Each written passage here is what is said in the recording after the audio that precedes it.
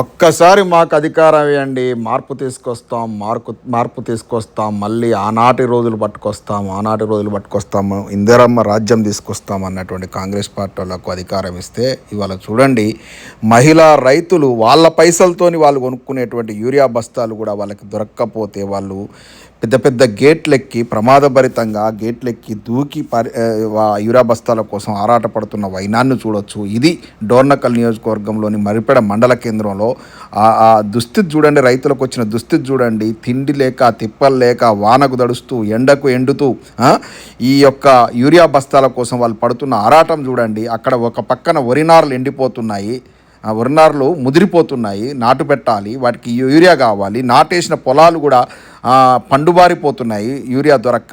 ఇది ఈ కాంగ్రెస్ ప్రభుత్వం ఉన్నటువంటి ప్రస్తుత పరిస్థితి. ఈ కళ్ళకు కట్టినట్టు కనపడతా ఉంది. ప్రజలు ఈ కాంగ్రెస్ ప్రభుత్వం పట్ల చాలా అసంతృప్తిగా ఉన్నారు. వచ్చేటువంటి స్థానిక సంస్థల ఎన్నికల లోపల ఖచ్చితంగా ప్రస్ఫుటంగా ఈ యొక్క ఫలితం కనపడుతుంది. కోసం పడిగా పూలు కాస్తున్నాడు, తన పంటను బతికించగా అయ్యో తండ్రాట పడుతున్నాడు.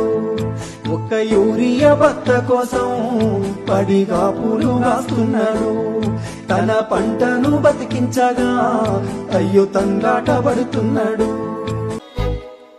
రైతు రైతు రైతో పాడుగాను నీ రాతో, మెతుకు మెతుకుపై నీ పేరున్న వెతుకులాట చివరకు చేరుతుంది ఏ చితికో.